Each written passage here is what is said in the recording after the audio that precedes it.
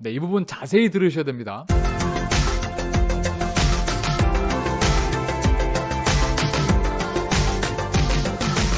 인사이드 머니에 잘 오셨습니다. 2021년도 근로소득에 대한 연말정산 시즌이 다가왔습니다.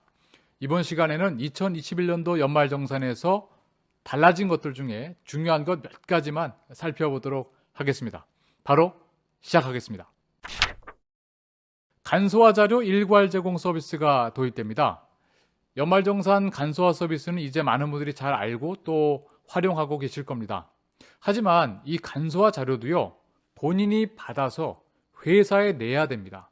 그러니까 즉 국세청이 밥상은 차려줄 테니까 밥은 본인이 알아서 챙겨 먹으라는 겁니다. 그런데 올해부터는 근로자 본인이 동의만 하면 이 간소화 자료를 국세청이 직접 회사로 보내준다는 겁니다. 부양가족 자료도 마찬가지고요. 참 편리해졌죠.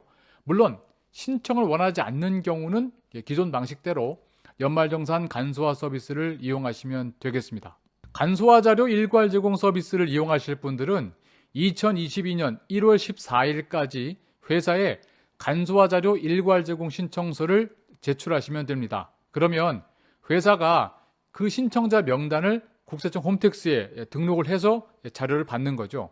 하지만 어떤 분들은 아니 도대체 무슨 자료가 넘어갈 줄 알고 선뜻 동의를 하냐고 하실 겁니다. 맞습니다. 우리가 중간에 한번 검토는 해봐야 되겠죠. 일괄 제공 서비스를 신청하신 분들은 2022년 1월 19일까지 국세청 홈택스나 손택스에 접속을 해서 일괄 제공 신청 내역을 확인하고 회사에 보여주고 싶지 않은 자료는 삭제할 수도 있습니다. 그렇게 확정된 간소화 자료만 회사에 제공이 되는 겁니다. 만약에 일괄 제공을 신청했더라도 그 해당 기간 동안에 확인 절차를 이행하지 않으시면은 자료는 제공되지 않으니까 꼭 챙기셔야 되겠습니다. 그렇다면 공제를 받을 수는 있는데 일괄 제공 내역에서 삭제한 자료는 어떻게 하면 될까요? 그냥 내버려 두면 안 되겠죠. 자, 이번 연말정산에 반영하지 않은 공제 내역은요, 잘 기억해 두셨다가 또 기록해 두셨다가 5월달 종합소득 신고할 때 홈택스에 본인이 직접 다시 등록하시면 그때 공제를 받을 수 있습니다. 기부금 세액공제율이 한시적으로 높아집니다. 작년에는 기부금에 대해서 15% 또는 30%를 세액공제해 주었는데 이번 연말정산에서는요, 한시적으로 5%씩 세액공제율이 높아집니다.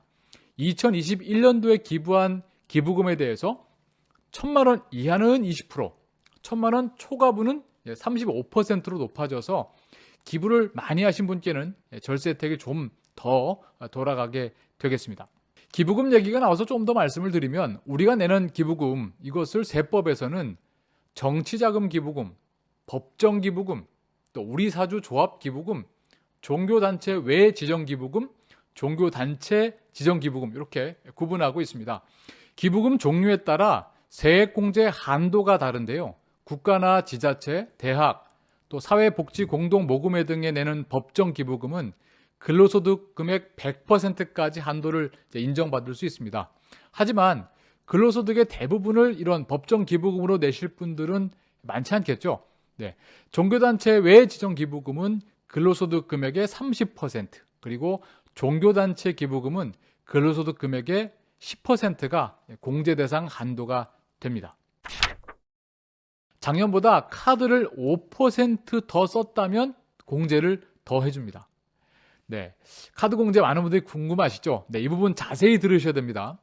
카드 소득 공제는요, 사용액이 무조건 총급여액의 25%를 넘어야 적용이 됩니다. 예를 들어서 총급여가 4천만 원인 분이라면 연간 신용카드, 체크카드 등으로 쓴 금액이 25%인 1,000만 원을 넘어야 카드 공제가 시작됩니다.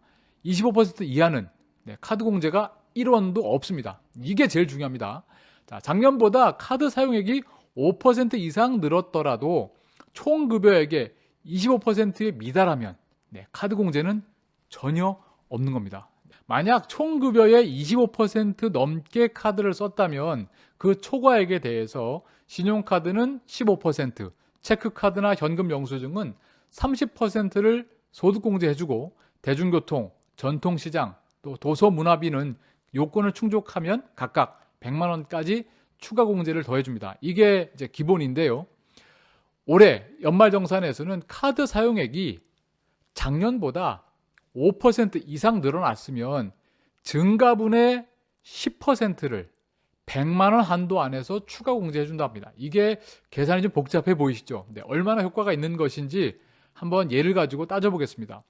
예컨대 총급여 4천만 원인 분이 작년에는 카드를 2천만 원 썼는데 올해는 10%더 많은 2,200만 원을 썼다고 해보겠습니다. 그럼 이제 200만 원 더 쓴 거 아닙니까? 자, 이 증가분 200만 원의 10%인 20만 원을 소득공제에 추가해주는 그런 식이죠. 자, 그 밖에 장기주택 저당 차입금 이자 상환액 소득공제 대상이 주택과 분양권 모두 이제 5억 원으로 통일됐습니다.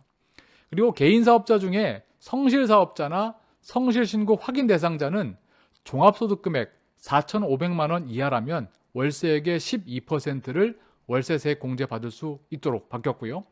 종전에는 이게 4천만 원이었거든요. 근로자는 종전과 같이 총급여 5,500만 원 이하이면 월세액의 12%, 5,500만 원 초과 7천만 원 이하이신 분들은 월세액의 10%를 세액공제 받을 수 있습니다.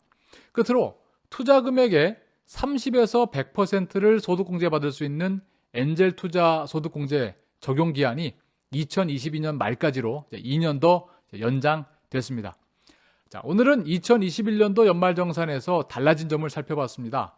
다음 시간에는 카드 공제를 둘러싼 알쏭달쏭한 질문들 풀어보도록 하겠습니다. 오늘도 시청해주셔서 감사드리고요. 지금까지 인사이드 머니의 정재기였습니다.